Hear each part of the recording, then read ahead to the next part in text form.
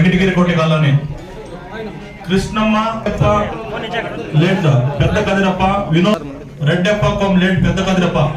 ಕರ್ನಾಟಕ ಕೊಳಗೇರಿ ಅಭಿವೃದ್ಧಿ ಮಂಡಳಿಯಿಂದ ನಗರದಲ್ಲಿ ಆಯೋಜಿಸಿದ್ದ ಸಭೆಯಲ್ಲಿ ಉನ್ನತ ಶಿಕ್ಷಣ ಸಚಿವ ಡಾಕ್ಟರ್ ಎಂಸಿ ಸುಧಾಕರ್ ಫಲಾನುಭವಿಗಳಿಗೆ ಹಕ್ಕುಪತ್ರ ವಿತರಿಸಿದರು. ಈ ವೇಳೆ ಸಚಿವರು ಮಾತನಾಡಿ, ಕೊಳಗೇರಿ ಅಭಿವೃದ್ಧಿ ಮಂಡಳಿಯಿಂದ 1368 ಫಲಾನುಭವಿಗಳಿಗೆ ಹಕ್ಕುಪತ್ರಗಳನ್ನು ವಿತರಿಸಿದೆ. ಹಕ್ಕುಪತ್ರಗಳನ್ನು ಮಂಡಳಿಯಿಂದ ನಗರಸಭೆಗೆ ಹಸ್ತಾಂತರಿಸಲಾಗುತ್ತದೆ.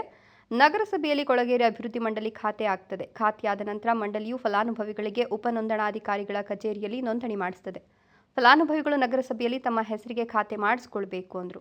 ಫಲಾನುಭವಿಗಳು ಮಧ್ಯವರ್ತಿಗಳ ಮೊರೆ ಹೋಗಬಾರ್ದು, ಏನಾದರೂ ಸಮಸ್ಯೆ ಇದ್ದರೆ ನೇರವಾಗಿ ಪೌರಾಯುಕ್ತರನ್ನು ಭೇಟಿ ಮಾಡಿ ಅಂತ ಸಲಹೆ ಕೊಟ್ಟರು.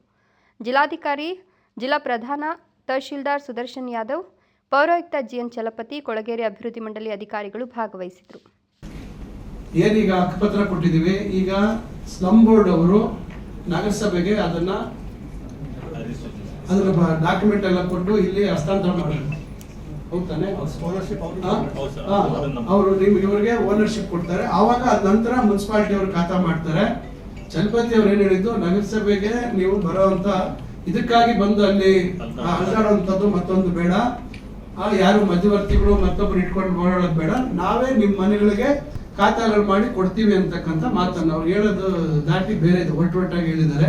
ಅದರಿಂದ ತಪ್ಪಾಗಿ ತಿಳ್ಕೊಬೇಡಿ. ಅದರಿಂದ ಇದು ಪ್ರಕ್ರಿಯೆ ಇಲ್ಲಿಗೆ ಮುಗಿದಿಲ್ಲ, ಇನ್ನ ಪ್ರಕ್ರಿಯೆ ಆಗೋದಿದೆ. ಇನ್ನ ಏನು 1000 ಚಿಲ್ಲರೆ ನಾವು ಕೊಟ್ಟಿದ್ದೀವಿ, ಅದರದ್ದು ಪ್ರಕ್ರಿಯೆ ಆಗಬೇಕು, ಬೇಗ ಆಗಬೇಕು. వెంకటగిరి కోటి కాలనీ